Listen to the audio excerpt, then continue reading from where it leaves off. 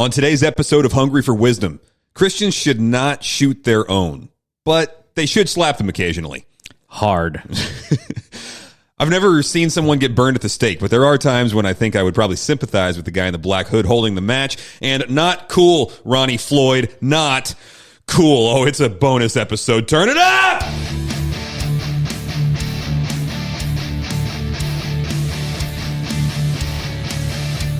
Welcome to Hungry for Wisdom. This is the podcast for people who want to know what God knows. He hasn't told us everything, but man, he has told us a lot. I'm Dustin, pastor at Grace and Truth. If you want to know what God knows, let's dig in.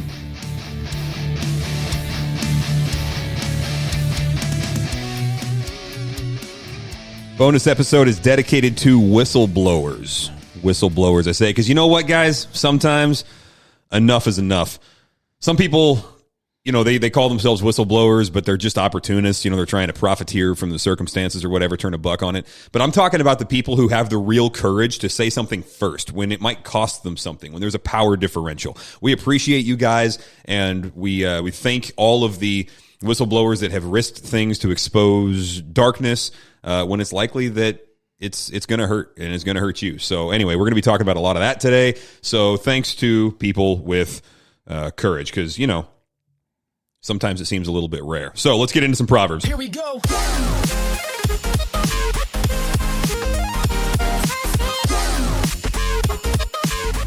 I'm itching to go. Bearded Beaver, you itching to go? Oh, yeah. Let's do this. Proverbs 11:1. A false balance is an abomination to Yahweh, but a just weight is his delight. All right. So this makes perfect sense, right? We all know this. Like, inside of all of us is this cry for justice and for fairness and things like that. And from kids even, I mean, one of the most common things that you hear is no fair, no fair. They seem to have this like innate sense of fair play.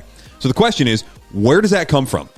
Right? As sinners, our sense of fairness gets kind of like skewed and slanted in a selfish direction. So we want, our well-being over fairness. And that's why we oppress. That's why we steal. That's why we do all these messed up things.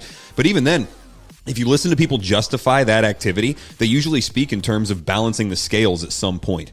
It's like, hey, man, the strong eat the weak. That's the way it goes. And what this means is I'm strong, they're weak, and so I'm acting in accordance with what is natural and therefore right in the world. When they say, hey, man, life isn't fair. And this means the same thing. It means the cosmic machine works a certain way, and I'm just occupying my place on the scales, so this is right. And so it's a justification for it. They might say, you don't know what I've been through. And this is a claim of being oppressed and that justifying becoming the oppressor, right? Balancing the scales. Sometimes people will say it's for the greater good. And what this means is, well, sure, this is a negative on the scale, but it will balance out in the end and even slant towards the positive. So all this has to do with justice and balance. And even when people are committing injustice, they will justify it with the language of justice, fair play, equity. But even when it's distorted, they're still on that subject, right? Reasoning on the basis of the scale. So why is this scale so ingrained in our psyche? And it's because we're made in the image of God. That's why no one ever says, yep, it's unfair and I love it. There's no justification for it, and that's how I want it. Nobody talks that way. Interesting movie, The Dark Knight. The Dark Knight is an interesting, philosophical case study because the Joker in that Batman movie, he's advocating for chaos, he's advocating for randomness and brutal anarchy. But look at how much time he spends justifying it and explaining his worldview.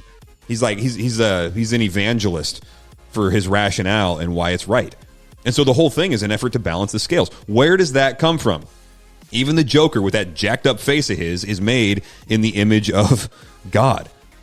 So look at how many times God says this. All right, back to Proverbs 11:1. A false balance is an abomination to Yahweh, but a just weight is his delight. Proverbs 20, verse 10. Differing weights and measures, both of them are an abomination to Yahweh. Proverbs 20:23. Differing weights are an abomination to Yahweh, and a false scale is not good. Back to the law of Moses. Leviticus 19:35. You shall do no wrong in judgment, in measurement of weight or capacity. Deuteronomy 25, you shall not have in your bag differing weights, a large and a small. You shall not have in your house differing measures, a large and a small. You shall have a full and a just weight. You shall have a full and a just measure. that your days may be prolonged in the land which Yahweh your God gives to you. For everyone who does these things, everyone who acts unjustly is an abomination to Yahweh your God. Lastly, Micah 6, can I justify wicked scales and a bag of deceptive weights? For the rich men of the city are full of violence. Her residents speak lies, and their tongue is full of deceit in their mouth. And this brings us to the issue of this bonus episode. The Southern Baptist Convention, of which, by the way, this church, Grace and Truth Community, is a participating member. Basically, there have been some men in leadership of the SBC that have been committing great evils, and thankfully, and I do mean thankfully, in all caps, thankfully, that has come to light. And so now we got to go to Anaheim, and we got to deal with it because... Did I say North Korea? I'm sorry, I meant Anaheim.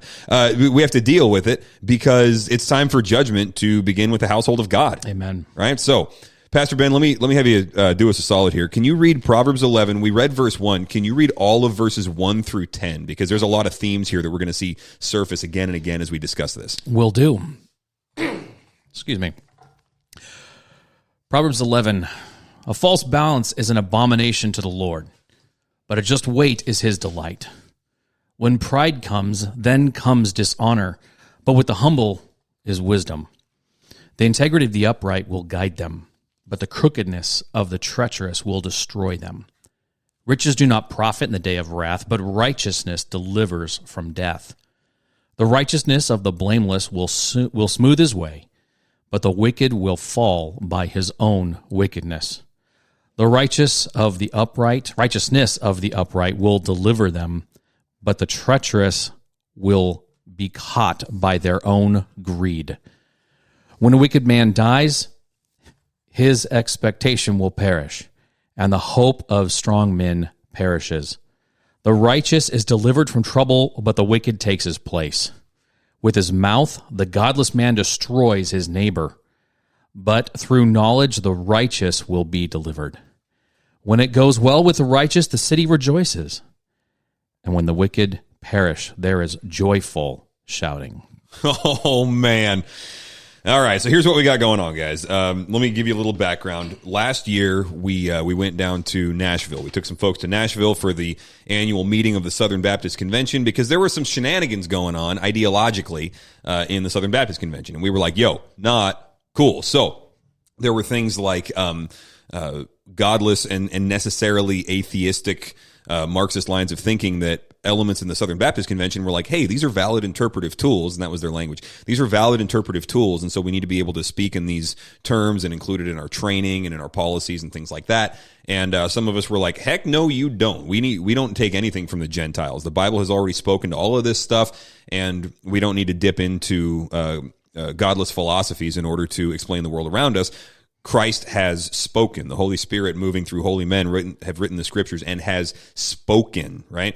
So we went down there to kind of knock heads around that issue, and that was a whole separate deal. I put it like a 45-minute, YouTube video up kind of explaining what happened down there when I got back from that. One of the things that happened, though, because there were a lot of issues going on, it wasn't just the critical race theory being, making an effort to be inculcated into Southern Baptist life. Another thing that happened was that back in 2017 or 2018, I forget, the Houston Chronicle released a report that there had been a lot of sexual abuse over some decades in Southern Baptist churches that was not properly reported. Some of it wasn't properly dealt with. Some of it wasn't dealt with at all.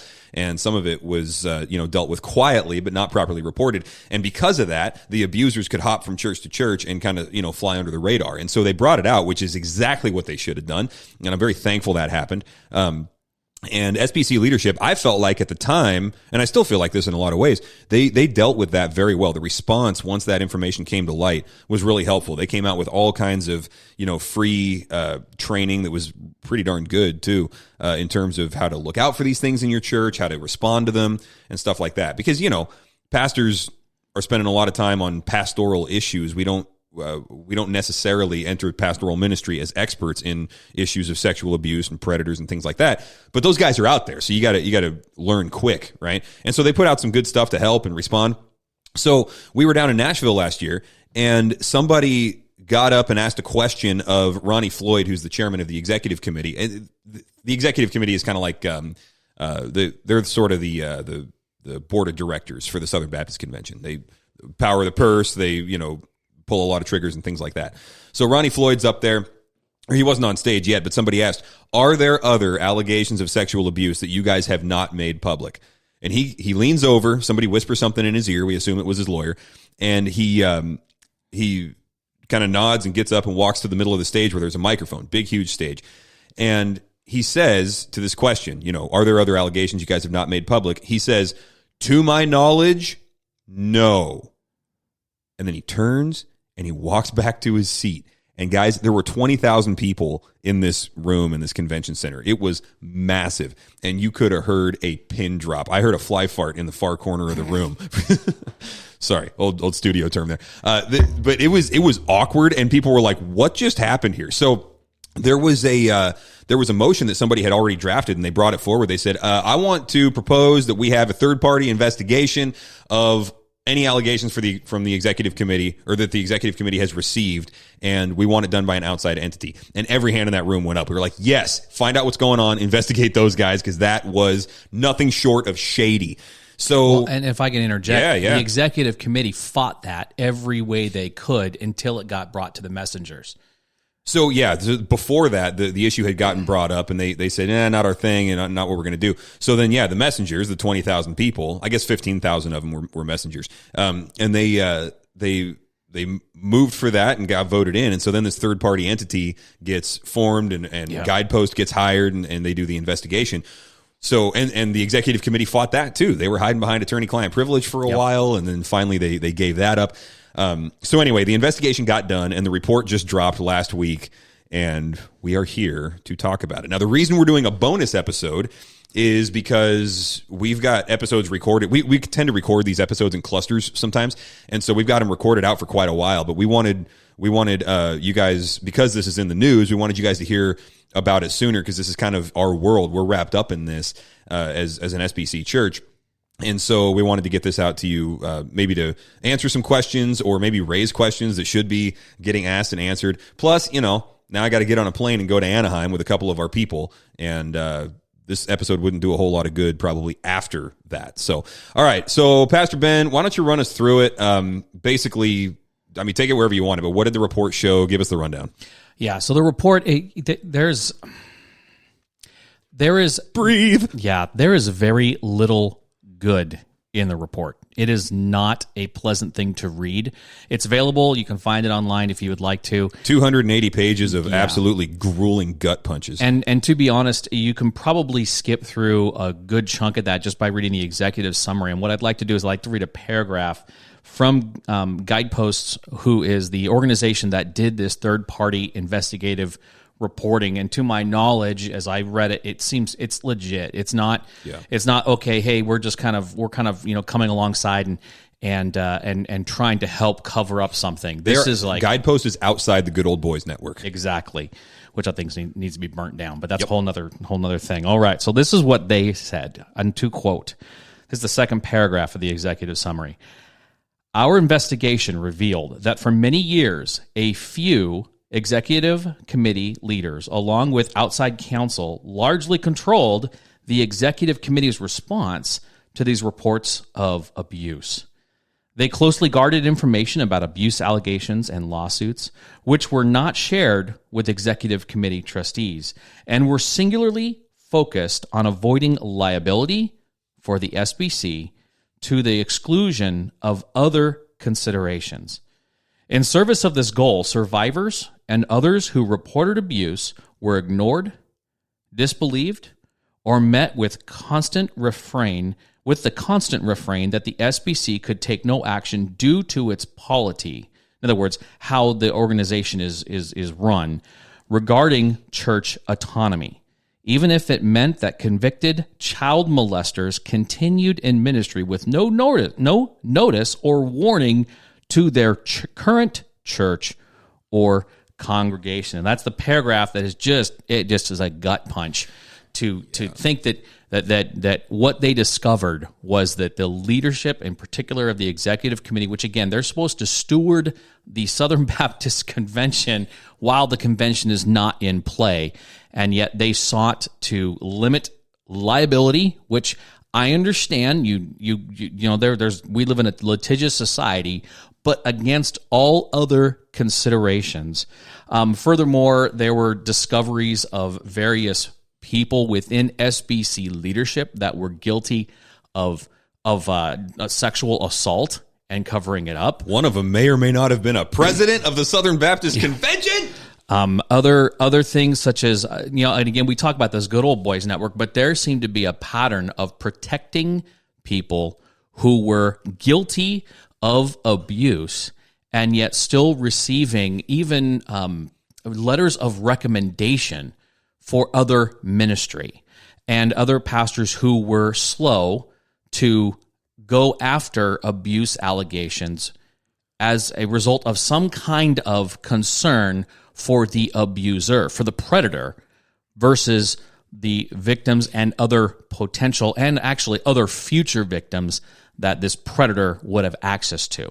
So there's a lot in this report. It is not pretty. They published the emails. Yeah. They showed it all. Yes. Man. I mean, even to the point of where there's a couple instances where we may get into, we may not, where women who brought allegations of abuse, again, of people who were high up in Southern Baptist circles, you know, professors at a seminary or anything like that, they were called Potiphar's wife. In other words, saying that, you know, they're like Potiphar's wife, that Potiphar made a false allegation against Joseph.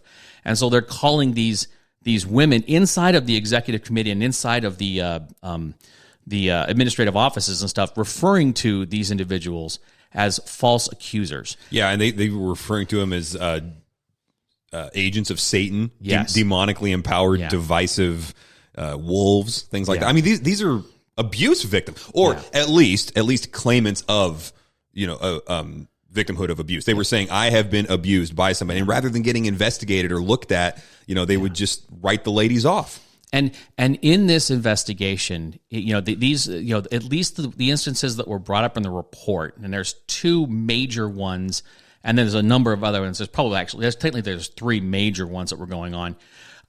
These women, they had credible. There's evidence all over the place for this. There's instances of, again, the executive committee using the publishing arm of the executive committee, the Baptist Press, which in some ways is again can be a misnomer because it really is the publishing arm of the executive committee, but at least it feels in its naming like it's more of an independent organization. It's not. Maybe we'll get into that structurally, just because there are some problems there that cause these problems to hide. But the executive committee had editorial power over articles that were exposing this type of abuse, and they exercised that editorial power, which created a situation where one of the women claiming to have been abused, she lost her job as a result of it. She had her reputation tarnished. This is a woman who had she was in a position of, she was assaulted. She was abused by a predator, and this organization cared more about the organization and or the predator than they did for the abuse victim. That one was particularly insidious because they said, okay, well, here's what we're going to do. We will allow you to write up a statement, and then we'll go ahead and put it out. And they were trying to kind of, you know, make amends, meet her halfway, whatever. So they take her statement and about sexual assault and sexual misconduct, and they redacted any references to non-consensual activity. So it looked like a consensual relationship, and she got labeled as a whore, and then she was working for a Southern Baptist institution, and it tarnished her reputation with them. She was no longer morally qualified in the eyes of her employers to work there, lost her job, right? Because they changed the report. Yeah. So, which again, it goes to the point of how are we as an institution allowing people to come forward if we're saying, no, we're going to go ahead and tarnish your reputation so that we can still protect the organization Yeah. or protect these individuals. You can report us, but we're going to edit the article where you do it. Like, Wait. are you serious? Yeah. Okay, so you did mention that there were a couple of positive things. I can think of two. All right, that were in the report. One is that this is a small handful of guys, and there were a lot of people that, in finding out about, there were a lot of people in positions of power that, in finding out about this, reacted well. I'll tell you, and I have not run low on disagreements with some of these guys in the past, but like one guy that I thought came out in a very positive light was JD Greer. Agreed.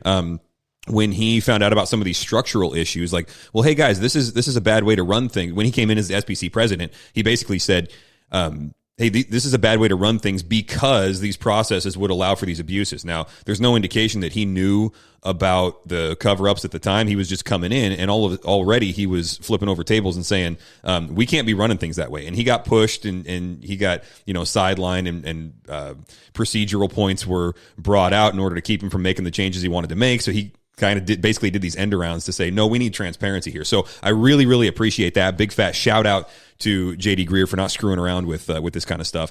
And the other thing that came out that was positive, or the other people that came out as looking positive to me, were the other members of the executive committee. I did not realize this, that there's 86. Is that the right number? 86 Something trustees like on the executive committee, and we're talking about 5 or 6 guys. The rest of them were, when they were interviewed for this report, they were like, yeah, dude, there were settlements happening in court. We didn't even know about them, let alone did we know the amounts. Like, we're supposed to know this stuff. That's stuff that you got to tell us. And so this small handful of people, they did really do awful things. And we'll go ahead and get into detail about it. But the question comes up, like, okay, is this something where we just need to burn the whole SBC down? Like, is it time to just flip over tables and say this is no longer a valid entity for facilitating ministry? Or is it that there are 5 or 6 heads at the top that need to roll in a professional sense, right? And it did come across as, we've used the analogy before, and I didn't come up with this, but, is this stage 1 cancer or stage 4 cancer? And it's at least a valid discussion now, because there are still a lot of guys that did operate with integrity, or were just simply in the dark and doing the best that they could. So that's good. The positive thing, I think, on the meta level is that we put this out. Right? Agreed. And to me, that's the difference between what happened with the Catholic sexual abuse scandals over the years versus this one. It was kind of the grassroots of the Southern Baptist messengers and the pastors of the churches and things like that were like, we want this information out there, and we published it, right? And so that's really, really important, because that means that there's a culture underneath these abuses that and these cover-ups that could actually very easily, and we might do it in a couple of weeks in Anaheim, could turn the tide on this stuff so that these problems don't get repeated. That means that the structural issues might be fixable. Yes. So we got to find out, but it's a big fat maybe, and it's possible. Yeah, that's what we're hoping for, right? The transparency of all of these things. There's a number of things where we've looked at both financial numbers and things like that, where things aren't necessarily transparent. Right. And I think that we as an organization, if we're a part of the SBC, we need to fight for that kind of transparency, because sin likes to hide in generalities. It likes to hide in the darkness. We want to bring it out. Let's just be clear about all of this. I think another thing that I thought was really good that came out of this report was just even how certain individuals did handle areas of abuse. I was thinking of just and I admit I'm a flag waver in some respects for Al Mohler, but I really appreciated what he did in his organization by having very clear and frank conversations with the victim and saying, hey, thank you. It was never a like, let's try and hide this thing or anything like that. It was very clear. It was brought out. It was done organizationally because there was a procedure they had to roll with. And legally, that's true. Yeah. And ethically as well. You have to go through a procedure. But they did it, and they did it well. I think that is something that, from what I observed as I read the report, I was like, thank God there are people who will conduct themselves with integrity. They're not necessarily going to just to light a match and throw gasoline on it. They're going to do this well and deconstruct using that particular word, deconstruct this whole thing and figure out what is going on, and then accurately and swiftly deal out what is just. Yeah, and if there's anybody that has a brand to protect, it's Mohler, right? And he's got a lot of people's salaries hinging on his integrity and public image and things like that. And so it would have been tempting for him to cover these things up too. And there's no indication that he did anything except acted in integrity. So shout out to Dr. Moeller for that. Yeah, so I think it's important. We mentioned it. I'm thankful it's come to light. Look, sin hides in darkness. I'm glad this is out. It is not. I'm not glad that these results were there, but I am glad that it came out. You were going to read something, bro. 2 Corinthians 4:2. I quote this all the time. All the time we say, but we have renounced the hidden things of shame, not walking in craftiness or adulterating the word of God, but by the manifestation of truth, commending ourselves to every man's conscience in the sight of God. Now, he's talking there about evangelism and hiding the gospel and things like that. But when you talk about adulterating the word of God and hiding shameful things, that is exactly what some of these guys have done. And the fact that it has been that methodology has now been renounced on a mass scale inside of the SBC is a good thing. So we just need to shout that out. And again, I'm also glad for the ones who brought it to light. I want to be really clear. There's a young woman named Jennifer Lyle who was abused by a professor at a Southern Baptist seminary, and this professor is now. I'm not even going to mention his name. Maybe we can if we want. Go ahead, dude. It's in the report. But I think it's David Sills. Is that right? Or Daniel Sills? He was. Was that the guy at Southern? The Moeller had to deal with. The guy at Southern, yeah. And this Jennifer Lyle, she was abused by him, and she came out and she fought for years. And we do have to be careful here just to say, because I don't know what all the legalities are of this. There was an accusation that he abused her, and it was credible enough that investigation was warranted, and the investigation was not done. So I didn't do the investigation to say the abuse happened or it didn't. The problem is they did not deal with the allegation. Yeah. So Jennifer is in her this woman's reputation was tarnished by the executive committee, frankly. And she has a righteous cause, and there was, one of the things that frustrates me as I look both as a victim of abuse, and I that's in my history, but that there is some kind of assignment of guilt or on the party who is abused. And that is, I don't know if that's internal or if that's just protectionism or whatever it was, but she was not wrong. She was not sinful in what happened to her, and yet she was treated as such for so many years. And so to clear this woman's reputation, Jennifer, you probably will never listen to this, but Jennifer Lyle is not wrong in what she did. She's not opportunistic. She was seeking to essentially get justice and to protect the SBC, and not protect the SBC as an organization, but to protect the testimony of Christ. The witness. Exactly. And so I am thankful for her and what she brought out. Yeah, so the SBC did a thing. The SBC is set up a certain way, right? And it's technically, and I've said this before, it's technically not even a denomination because there's no top-down authority structure. Each church is autonomous. So we as Grace and Truth are a member of the Southern Baptist Convention, but they don't tell us what to do. What that means basically is we affirm a basic set of doctrinal standards, which is pretty much just the gospel, and we affirm a certain mode of baptism. Pretty much. That's basically all it is. It's a very big picture. And we give to certain missions organizations. That's pretty much what holds us together. And so because every church is independent and functions independently, the larger structure of the Southern Baptist Convention has to be very careful not to violate the autonomy of the local church in a lot of ways. What happened, the trick that got played here was that these guys in power that were covering things up, they said, well, we can't follow up on these investigations, and we can't make sure that churches follow up on these investigations because that would violate our polity, and it would actually be illegal because in our bylaws, we are not to interfere with the operations of an autonomous local church. So we can't touch it, which is total garbage because power and influence are not the same thing. And one thing that the SBC does have with every local church is influence. They can communicate with us. They can offer training. They can offer resources. They can tie things together. They can have conferences. They can publish. They can do all sorts of stuff to make available. They could even provide certain levels of accountability. They just wouldn't have the enforcement mechanisms that you would have in maybe a Presbyterian structure or things like that. But they could do their own investigations. They could disassociate churches from fellowship, which is one thing that J.D. Greear did when there was when the proof was out that certain churches were not dealing with sexual abuse. He read their names out in public, and then some of them got kicked out of the SBC. They have every ability to do that. And then people have been coming up for years saying, hey, can we get like a database of just the credible accusations? Rachel Den Hollander handled this really well, where she said, look, there's a real problem with databases of accusations and people who have been accused, because how do you authenticate that? And you can just smear a guy's reputation, and now he's in a database as a sex offender where maybe he wasn't. Maybe it was a false accusation, because those things happen.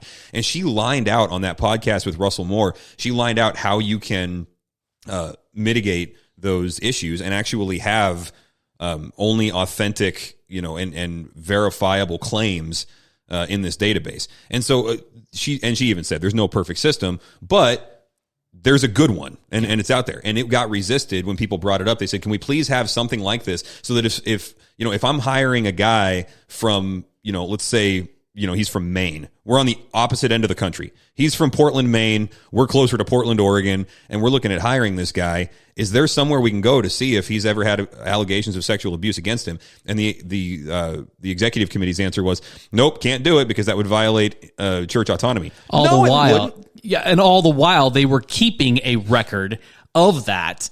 Which they were joking about, by the way. Did you read that? Well, yeah, you did. You read that email in there where Bodo was that? Yeah, it's Bodo. Yeah, Bodo was. What was his first name? I keep forgetting. Augie. That's what it was. Yeah. Augie Bodo. Yeah, he was like, yeah, we do have a record of sexual abuse allegations. Basically, what we do is we take the headline clippings from newspapers and we stuff them in a drawer somewhere. Ha ha ha. It was basically an LOL from a guy that is too old to write LOL, but it like they were joking about this kind of stuff. Yeah, and they had it, and actually that report has been released. That list, and the funny thing is that even and Rachel Dellenhall mentioned this. Look, all we'd be looking for is something that's credible. Okay, is it possible that because of the way the legal system runs, that an abuser might be able to skate out of an allegation of abuse? Certainly, no perfect system. But we can also say, okay, well, I interviewed the abused. I looked at the evidence, and there's a credible allegation, right? Mm-hmm. Okay, I think that's legitimate. I think I understand, or the innocent proven guilty do not interchange a charge against an elder unless it's 2 or 3 witnesses and all that. I understand that. But when we're talking about abuse, and we're talking about a system that has really been working to cover up, I'm not talking about the legal system. I'm talking about a system. You called it what? Well, actually, it wasn't me. It was on another podcast by Joe Thorne, Doctrine and Devotion. They mentioned his guest said it's like the SBC almost had like a shadow government. Yeah, there were like 6 or 7 guys with full-time lawyers that have been representing us since 1966, and they know where all the bodies are buried, and they know how to make stuff go away. And what was interesting is the minute this report got called for, guess what? All of a sudden, they stopped representing us. Really? Yeah. Didn't you read that in there? I missed that. Oh, yeah. Dude, I'm sorry. Report, yeah, there was a lot in there. Dude, it's 288 pages, folks. So and it's possible that some of these details may get mixed up. If you really want to verify it, I would highly encourage you to at least read the executive summary on the front of that. But if you feel like you want to dive into the details, there are a lot. Yeah. And unfortunately, they go into some detail. So it's not safe for kids. And tell them about the Johnny Hunt thing. Oh my gosh. Okay. So Johnny Hunt, This is scary. There was I was actually looking up the information here on Johnny Hunt. Johnny Hunt is huge in the SBC. He's a pastor. He's written books. He's got his name, or at least he had his name on various SBC buildings. I mean, he was a big guy and a titan in the community. Yeah. And then in 2010, as a president of the Southern Baptist Convention, there is credible evidence, according to Guidepost, that he literally it was. I don't know if it was I tried to really not read all of the details, but it was whether he attempted a sexual assault upon a wife of another pastor. Yeah, so the allegation was that he actually followed through, that he committed a sexual assault, if I read it right. Yes. That he committed a sexual assault against this pastor's wife. Yeah. And then it got hidden. It got and yet there was a counselor brought in who was misinformed and was working with the pastor and his wife from the standpoint of she had some kind of illicit affair versus having been a victim of an assault. And so then the pastor joined his wife and came forward to report these things through official channels, and it got buried because Johnny Hunt is royalty and you can't touch him or whatever. But yeah, and so again, and I really appreciated how the report handled it. It said, we did not investigate whether the sexual assault actually happened. We didn't have the ability to do that in our scope, but we looked at the allegations, and there were credible. The allegations were credible enough that they needed to be investigated, and they were not. And then they said Johnny Hunt's allegations, or Johnny Hunt's defense was deemed not credible. So they basically got as close as they could to saying, something went down. It wasn't good. This guy needs to get dealt with, and he wasn't. He was protected. They circled the wagons. Yeah, and again, to be fair, again, nothing's been brought to a legal court, and that's fine. But I think as pastors, we need to be held to a higher standard than just whether or not something legally went through the system. Yeah. If we're hiding behind ungodly courts, and that's one of the things that that struck me about this whole thing was that these guys, the shadow government, I love that term. I'm just going to grab it. The shadow government was dealing with things on the basis of legal liability. So their whole issue was financial, and it was legal. What is our level of exposure in these situations? And so it's like 1 Corinthians 6 is really clear. You do not take your brother to court. You don't go to ungodly courts to adjudicate matters of the kingdom of God. And when the whole function of these guys, some of whom are drawing salaries, right? Many of whom are drawing salaries, and I would assume comfortable ones because they keep doing it as a career. So when their whole structure of operation is based on money and the world's law, on what basis are they even legitimately doing ministry, right? So it was just this whole slimy feeling that I got when I read the thing. It was just like, man, that's where some of our contributions have gone, and that was a gut punch for me because you and me, I mean, we're pastors, right? We have decision making ability within certain parameters of where these donations go, and some of them have gone there, and we didn't know this stuff was going on, and so. There's an appropriate outrage. Yeah, and legitimately so. Again, I like to think of the executive committee as is almost like if you're a Lord of the Rings fan, they're the steward of Gondor in that sense, right? The king is away, and they are stewarding what the king rightly owns. And I think of them as when the convention is away, when they're the steward of the day-to-day appropriation, paying the bills, making sure that things happen, doing the will of the convention. And one of the things that I saw, which is highly frustrating, was the design. In this report, there was a consistent pattern of not wanting to do the will of the convention, that they were being held back. Mr. Bodo was very, very, I would say, as a result of this report, I think that he was highly obstructionistic and attempting to create any kind of safety nets or precautions against sexual abuse in SBC churches. Just drunk on power, man. It's crazy. And then even how for example, how the executive committee and some members of the convention treated those who were addressing sexual abuse, for example, at the Caring Well conference put on by the ERLC.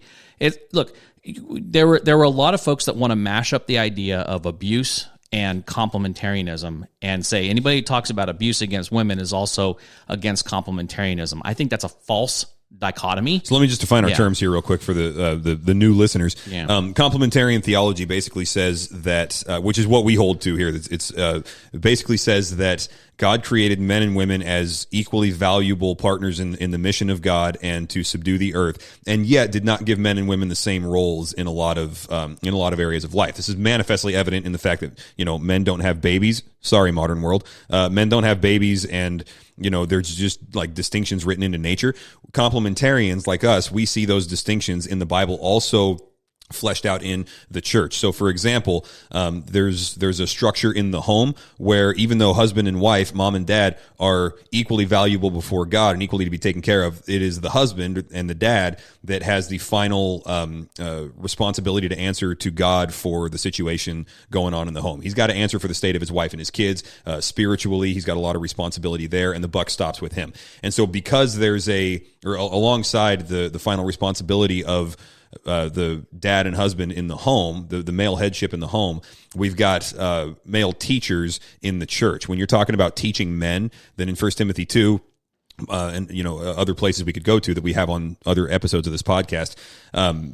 What was the episode where we had Kellen on? What number was that? Anyway, we went through the whole thing. So that's the way things are in the home. And then in the church, men teach the men. And Paul says, look, I don't want women teaching men. I want the men teaching the men. And we're not going to flip up the natural structure that God wrote. And so a complementarian is going to hold to male headship in the home and in the pastorate as well. And so what you're saying, Ben, and fill in the gaps here because I don't want to speak for you, but what you're saying is the allegation is that anytime somebody says, hey, we need to value the word of women when they have a claim of abuse and we need to take these things very seriously, then other people cry feminism and say, oh, you're just trying to elevate women's voices and that's not good complementarian theology, to which we would say, shut up, you chauvinist, read a Bible once in a while and love your neighbor. What are you, stupid? And we would slap them because sometimes you got to deal with things inside your own camp.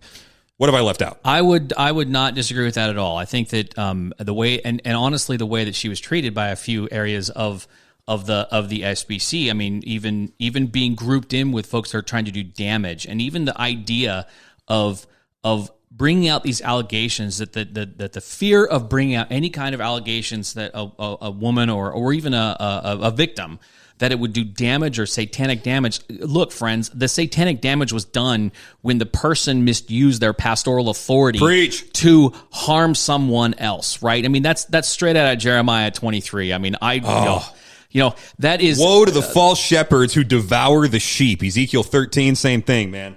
Yeah, you destroy and scatter the sheep of my pasture. I mean, that to hear that from God, a false shepherd, it is not the victim that should be cowering. It should be that pastor or that false shepherd that created this, spiritually abused their authority to gratify their own desires. That's terrible. And yet for someone to be called out wrongly for saying, hey, this is happening and we need to address it.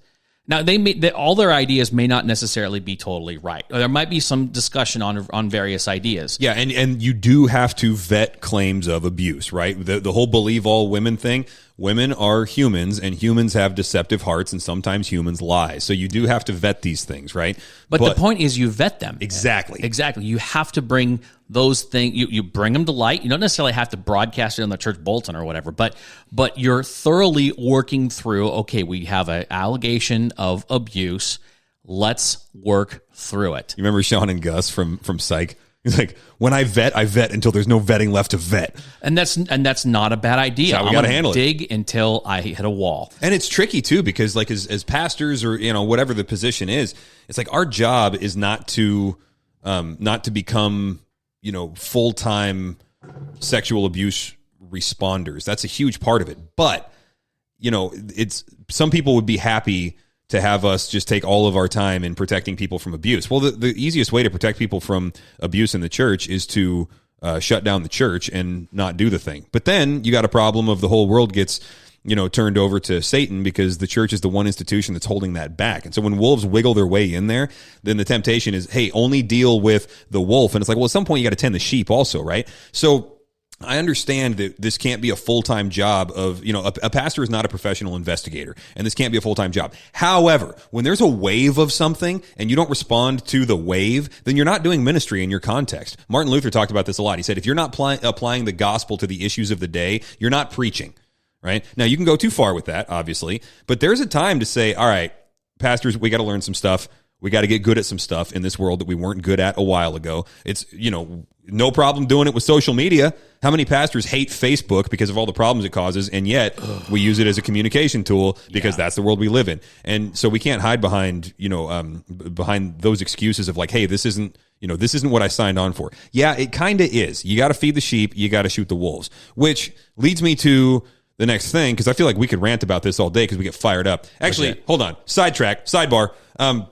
The reason, guys, that you hear me and Ben getting fired up and talking entirely too fast. By the way, there's a low likelihood that that you're playing your podcast on 1.5 times speed. This is really how fast we're talking right now because we're fired up. And the reason for that is because we love our neighbors and we love the church, and the bride is beautiful. And what we're talking about here is Satan having made progress in tarnishing the bride of Christ.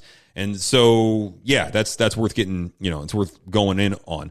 Yeah, but man, the question then, maybe to take this in a productive direction, lest we fall off a cliff and just start screaming incoherently, what does justice look like? I mean, so we got a couple of different levels, right? We got justice for the victims, probably the most important part.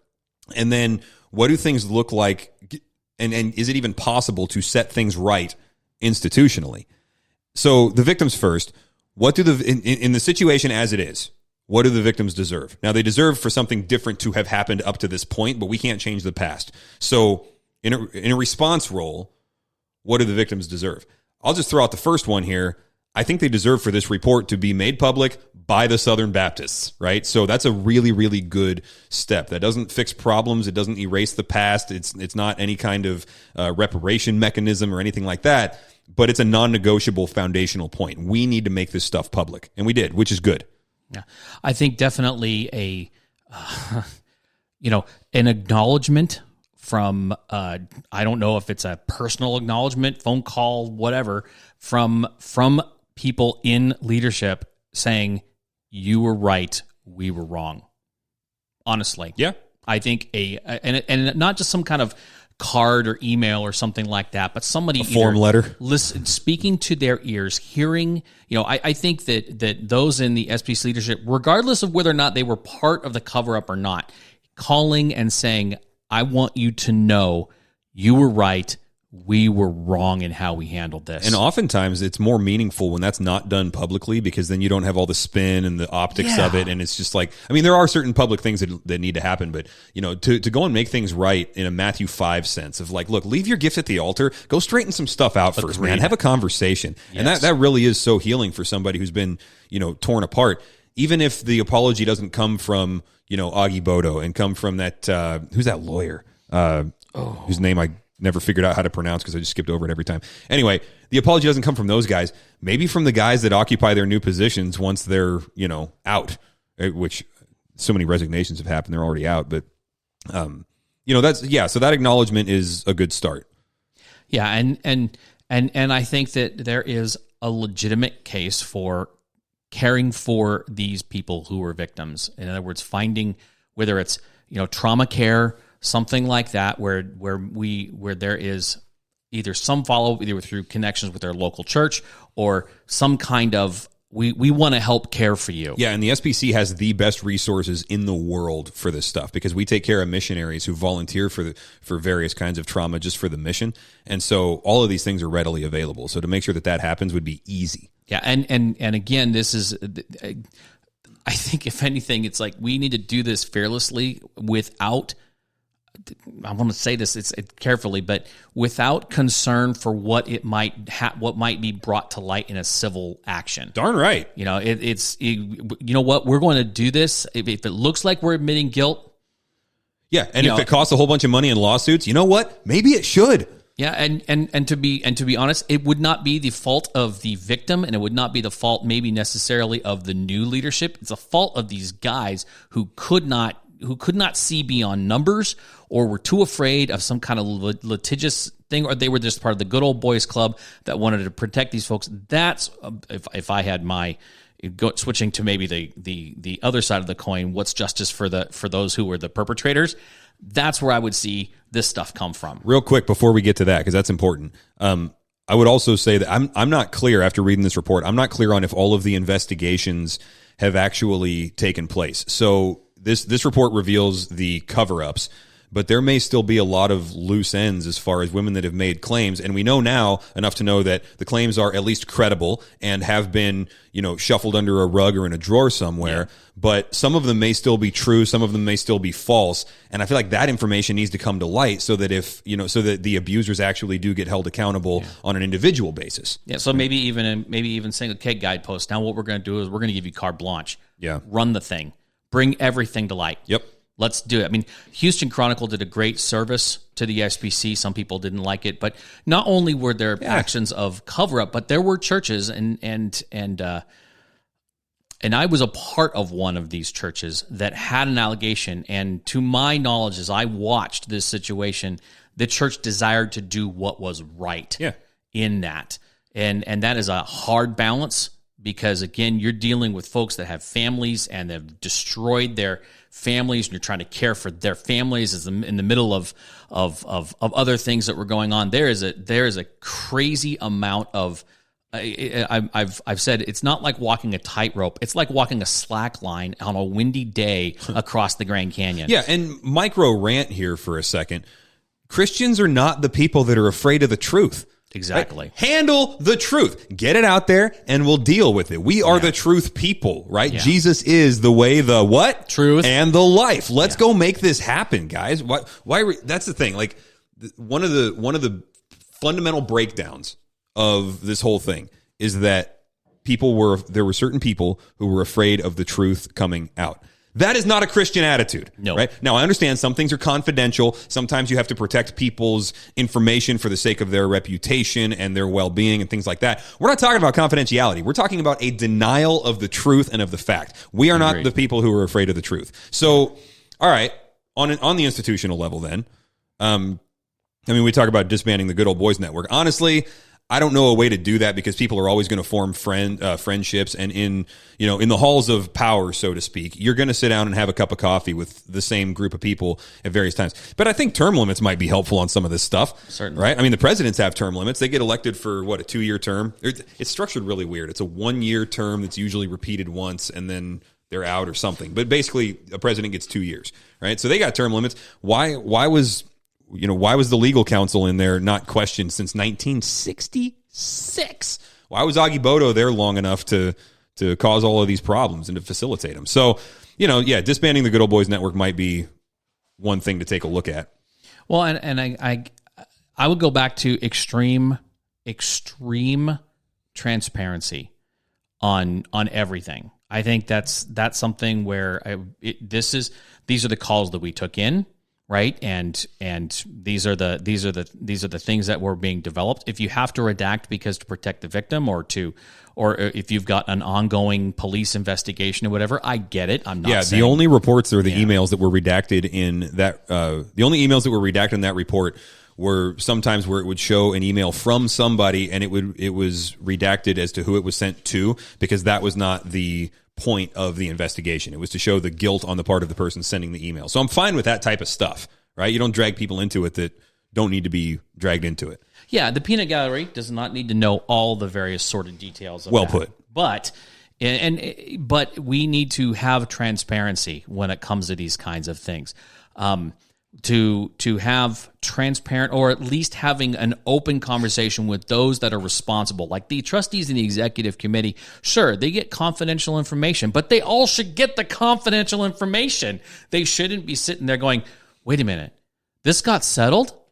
Or we say, one of the things that just frustrated the heck out of me is that you hear that at least twice where these lawyers successfully defended a church. They called it that. They successfully defended a church against some kind of large financial payout. How about Paige Patterson emailing people about how he was going to take this gal that claimed that she was abused? He was going to have a conversation with her and, quote, break her down. I mean, that is unconscionable. Unconscionable. Not to mention unbiblical. Exactly. Yeah. And for others to protect, that needs to stop. And I'm hoping that this will present. And by the way, you're going to hear me get heated here, and I probably already have. I am not angry at you, dear listener, and I hope that you are. We love you. We love you very much. But I think that is something that needs to come out of this. Extreme transparency, both fiscally. I want to know, okay, why are we paying whatever that lawyer group, why are we paying them so much money? What's and going where's on that there? 10% of the budget that they didn't disclose last year in Nashville? Yes, exactly. I want to know that. So And now I got a real quandary here, Ben, because I got books that are really good books.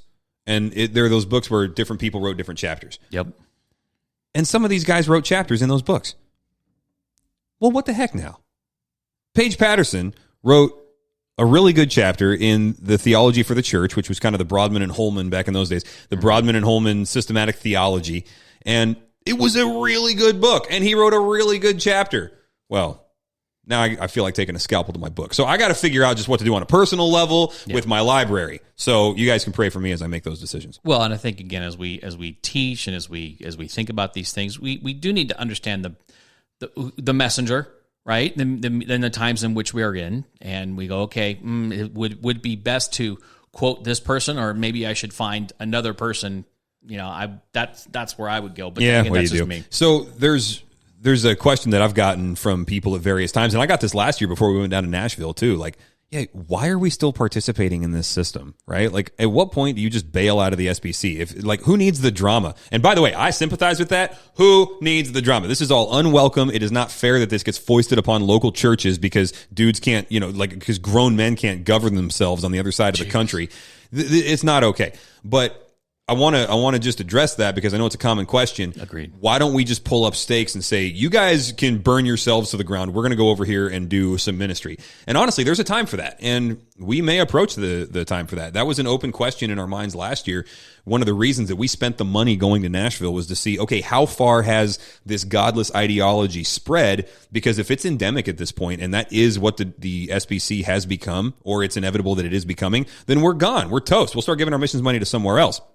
And if this turns out a certain way and the appropriate heads don't professionally roll and things like that, then, there's a possible outcome that's the same, where we just ditch the SBC. We're an autonomous church, right? We don't need them. They need us. Do we gain benefit from them? Yeah. I mean, there's a network and things that we do draw on, but it's not like we're getting any money from them, or, it's not like we need their permission to do ministry. So that could happen. Here's the thing though, guys. The question is, what's the Great Commission? And is our participation with the Southern Baptist Convention conducive to that mission, and is it compromising our integrity in accomplishing the mission? So we will take a hit in our effectiveness if necessary. Now, I don't know that leaving the SBC would be a hit in our effectiveness, but if it was, we would do that in order to maintain integrity. No problem. We'd be fine. So can we participate with integrity, which is why we talk about stage 1 cancer versus stage 4 cancer, right? Are there problems here to solve, or is this thing the United Methodist Church and it's just toast? It's gone, right? And so there's that. And then there's also the issue of missionaries on the field. We got missionaries in closed countries. We've got missionaries that are being supported by the International Mission Board 100%, which, you've said before, Ben, they don't have to come home and do fundraising now because the IMB is set up well and is taking care of them. That's great. And the IMB is a great organization. And from everything I'm seeing, Amen. Well run, and they're getting it done. The ideological problems in the SBC have not made it into the training for the missionaries, as far as I've been able to tell. And so, we want to support these guys. And I got to tell you, when you go and meet these guys, and you see the conditions that they're operating in some of the spiritually the darkest and hardest places in the world, these guys are working tough soil. It takes a lot to say we shouldn't support that anymore, because nobody else is doing what the IMB is doing on the scale that they're doing it with that level of quality. There are a lot of guys doing really good work, but the IMB is accomplishing so much of it that it's like, this is a really great vehicle for Habakkuk 2:14 happening, where the knowledge of the glory of God covers the earth as the water covers the sea, as the waters cover the sea. And it's worth putting up with a lot of BS back home in order to take care of our boys on the field. So we're not going to be too quick to yank up stakes, because those guys need us. And at a certain point, if it's an integrity issue, then that might just be the collateral damage, and that would be tragic to say, okay, we can't support our missionaries anymore. And I get the same question. Can't we just support missionaries directly?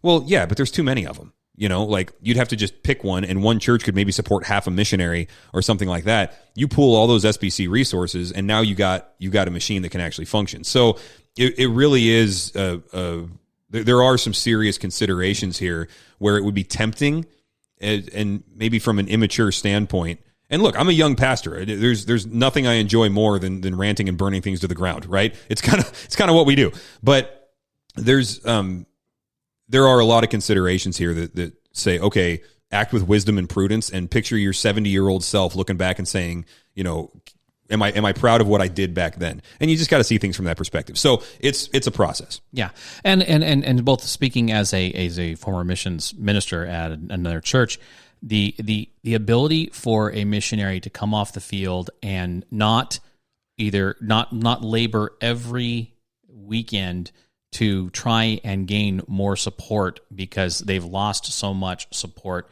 that's huge. That's huge on their psyche. That's huge on their rest. They need rest when they come off. And I've seen way too many missionaries spend all like 2 or 3 weeks or all of their time away working to try and raise funds instead of resting and getting time with their families, maybe walking through their families through some difficult trauma that's happened on the field. It happens a lot. I mean, you think about missionary kids, they don't ever get to hear their native language. That's hard. That messes with your head. And to have structures like the IMB who actually care about that is important. So I would that's where I would really be hesitant if there was some other way, and we maybe have to look for those other ways if we're sick and tired of financing the executive committee or something like that and what they're doing. You know what I did one time? This was last year before Nashville. I was thinking, because we didn't know how bad it was. We were going to go and find out, whatever.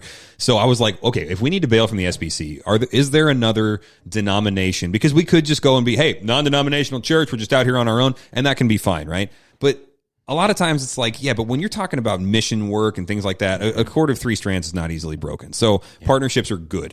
So what else is going on out there? I found very little, precious little, as far as denominations that we would be willing to partner with. And it's not just because we're doctrinally cranky.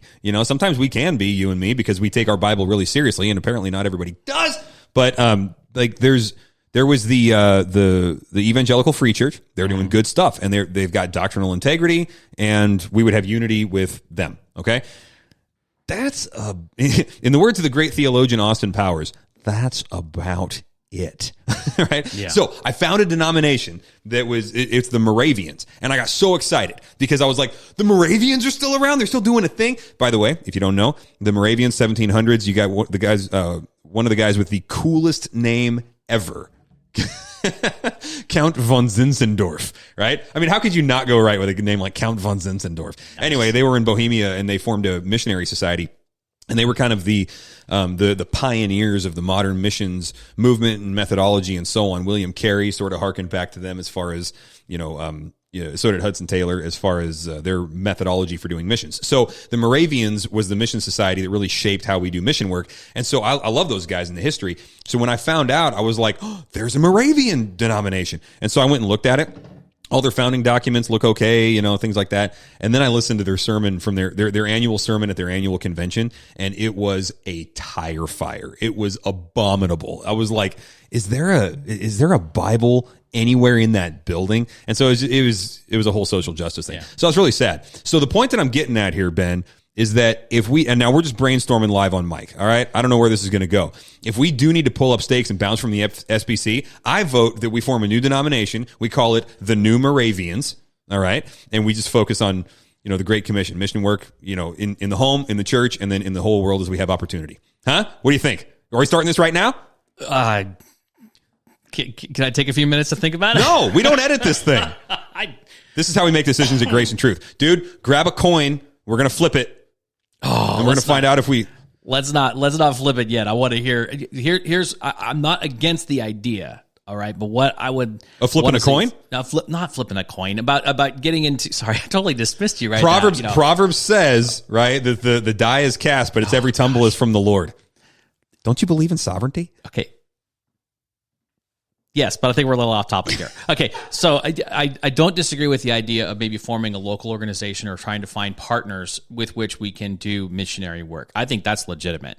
Where I would like to see is I'd like to see how does the SBC, how do things go in Anaheim? Is there a proverbial flipping over of all the tables? Is there a clear, like what we saw in Nashville, is there a clear statement no, you need to do this now. Well, I'll tell you what I'm going to be looking out for is I'm Yeah. going to be looking out for the spin, the politic speak, and the CYA language. Exactly. Because that's going to happen. There's going to be publicly crafted statements and so on. And you know, that's fine. You got to do some of that. Because you have to pick your words carefully. But if the whole thing is basically a pep rally, which by the way is what a lot of what happened last year. We went down there and Ronnie Floyd gets up there and is pitching Vision 2025, and we were a day and a half into the thing, and I looked over to Steve. I was like, do you have any idea what Vision 2025 is? And he was like, no, we're seeing it on banners everywhere, and they keep saying it, but nobody's defined it. And it turns out it was nothing. It was just a bunch of SBC buzzwords to try and rally people around, you know, and get people to get churches to not leave because of the critical race theory issue. So it was, you know, that's when I lost respect for Ronnie Floyd, was when I saw him live in person. And I was like, I don't know what he's covering up for, but there is no substance here. Well, now we know what he was covering up for. So I'm going to be really sensitive to that. I want to see, you know, however well crafted the statements are and stuff, I'm looking for substance. Agreed. Right? I'm not looking for survival mode. I'm looking for repentance and things like that. Yeah, I've heard from other corners that you know, a time of lament. Like let's ditch the pep rally and the amazing, you know, worship teams and stuff like that. How about we just sit and we cry out to God and we just pray. Yeah, and that would have to be led really, really skillfully so that it doesn't become penance, right? Agreed. Like, okay, we have done bad, now we have to feel appropriately bad so that we can even the scales again. Because that's what other Christian denominations have tried to do with past social injustices that the church has participated in, and that winds up just being anti-gospel nonsense because there's no forgiveness at the end of that. Yeah, totally. And then really a lot of the adoption, just not wholesale necessarily adoption of everything that came out of this report, but like some of these things, like even just saying, no, churches, to be in good fellowship with SBC, no non-disclosure agreements. Nice. Sorry, doesn't happen, right? And I think honestly, and this is just, again, this is me ranting just for a second. I think that our idea of background checks is woefully inadequate. I've had look, a police officer gets a better background check than a pastor. I don't know if that's necessarily the best. I mean, yes, you want to make sure you have wonderful integrity issues with the people who are, you know, using the sword to protect us. But I think just in the same way, churches should be committed to that kind of level of background checks versus just having somebody having their social security number scanned through some kind of database to see if they haven't committed a crime. Yeah. You know, That's step one. Yeah, that's literally. I think it's a better idea to have somebody interview his past friends, and you know what? Interview people that don't like him. Yeah, our background check on you when we brought you on board was so thorough that I actually knew the thoughts you were going to be thinking in 5 minutes. That's awesome. It was actually a little scary. I'm terrified of what's inside your head. I just want you to know that. Oh, that's great. But I think that's the kind of report. And honestly, anybody who wants to come and shepherd people needs to go, look, here are all the skeletons in my proverbial closet. These are the sins that I struggle with. These are I will open up the gates. You can look at my internet history and all that kind of jazz. Let's do this because I want to be able to minister with integrity and not trying to hide anything. Yeah. And you know, and that's why we have to do a better job. I think that we had to do a better job when it comes to that. I'm thankful that you guys did that thorough background check on me. I think that needs to be standard practice. Yeah, one of the things that we did was we asked your wife some questions, and then it was we weren't even worried about her answers, right? We were looking at her body language when we were on that Zoom call, and then when we were with you, because it was like, are there distress signals here? Are there cover-up signals and things like that? And so that tells you a lot. And there have been times where in interviews we're like, okay, I want to talk to the wife, and we see things there where it's like, dude is not handling business at home. We're out, you know, and all of his answers were fine. So yeah, you got to go deeper than this stuff, such as call the last church and find out if he molested a child, right? Why did he leave?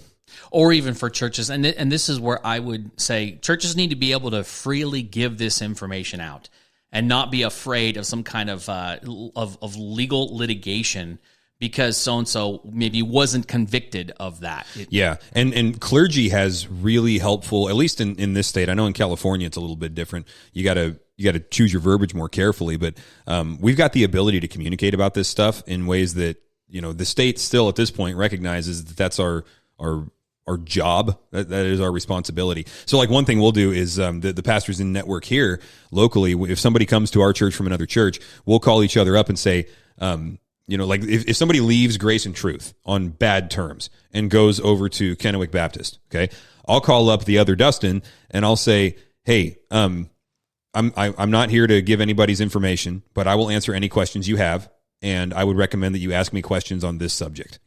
And then I'll just hang up the phone and I'll take a phone call whenever, like that kind of stuff has to happen. Yeah, I think that we have to be better, and I think in a lot of ways the one thing that came on and just struck in this report was two things. First of all, we sacrificed victims on the altar of an organization. That's really important wording, right? Because you and I talk about that a lot, and the pastors here do behind closed doors. Like, are we sacrificing people on the altar of the organization? And what we usually mean by that is, are we too busy for people? Are we too busy, maintaining structures and keeping up systems so that when somebody walks in, we don't have time to talk to them, right?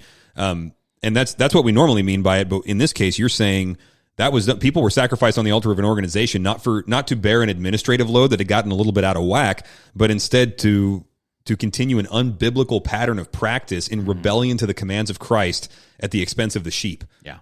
And I think the other thing was this hiding behind this idea of the autonomous church. I get it. I absolutely believe in the autonomy of the local church. I love the way that's set up. But there has to be a way that I think it's doable. I think it's even in the principles of in the articles of incorporation of the SBC. I think you can do this with in some way of protecting other local congregations against something like what we saw, where guys would just travel from church to church to church to church, from state to state to state, getting their hands on little kids or whatever, and nothing happening. Yeah, you just make it voluntary. It's easy. Yeah. Like one word, voluntary. Yeah, it's a piece of cake, right? Churches can voluntarily say, "Hey, this person left. There were credible allegations of abuse." You can even say, "Not, you can say to our knowledge, blah blah blah. It didn't happen legally or whatever." But you still can say that, and then churches can voluntarily check that, and they should. Yeah, and then if a church decides not to participate in and not to register with that thing, then that would be known. Like, oh, they're not on this. I wonder why, or maybe this church isn't doing their job, and we shouldn't be looking at the pastor that was leading it for the last 10 years or something like that. Like that's an easy thing to do. Yeah. And some of the things I thought that were good that came out of this, and it came out of the 2017 report that Houston Chronicle did, is a lot of even understanding, okay, pastors and you need to know what it looks like to be groomed by somebody who is a predator. In other words, somebody who's coming up alongside you, saying all the right things, encouraging you, all that kind of stuff. That actually can be grooming so that they can get access. And I think that's one of the things the SBC actually brought out, which was helpful to protect the church against folks that would do that. Yeah, it was really good training that they put out. I really appreciated that, and the speed with which they did it. Like one of the things I learned there, they interviewed, I think this was from that resource, they interviewed a guy in prison that was a predator, right? And he was talking about how he would go and he would find victims at the mall. He would go up and talk to a girl at the mall and say, "You've got pretty eyes." And if she said thank you, then he was out. She was not a target. If she said no, I don't, then he knows that there's insecurities there. She's got daddy issues, and he can provide something for her that no other man has provided in a healthy way, and he's going to go. So you see these little things like that. I mean, what pastor doesn't need to know that type of thing? We see this stuff happening in the counseling room right in front of us, and we need to be able to call it out. Yeah. So anyway, all right. I was going to mention one thing. If you're again, this is a pastoral note to those of you who are parents, for example, like Grace and Truth, and your kids are involved in our children's ministry, or you're coming and you're being counseled by a pastor or something like that. Understand that your church is actually, we have developed areas of accountability that protect us from these kinds of things. I'm not sure. I mean, obviously, there's always problems in every other system, but I want you to know that we take it very seriously here at Grace and Truth. Where two people in the room as teachers and so on. Exactly, and then making sure that there's making sure that folks who are involved and that they're a member, they've been vetted, there has been a background check that has been done. There's a lot of good questions. Are there areas that probably we could improve? I have no clue. But we're always tightening up screws as we go. Yeah. But in the same sense is that we take this seriously. It's so much seriously that we want you to know that we take it seriously. Yeah, and the reason we do that is because the world is a messed up place. Ben, can I get an amen? Amen. But I also say the church is also a messed up place. Oh, let's go. Look, the church is a. What's the old saying? The church is a spiritual hospital, and sick people show symptoms. Now, problem is, every now and then, it turns into a Quentin Tarantino movie, and you get a murderer wandering around the hospital injecting people with poison. And so sometimes you got to handle business. Yeah. So the church is full of messed up people. Can I get an amen, Ben? Amen. But we have a gospel that is perfectly suited to fix it. Can I get an amen to that? Amen. All right, guys, feel free to fire away questions. We are your pastors. We're here for this kind of stuff. And we probably won't rant with you as much on the phone as we did with each other just now. But now you know where we're at, and we're happy to take it from there, and we'll let you know what happens in Anaheim.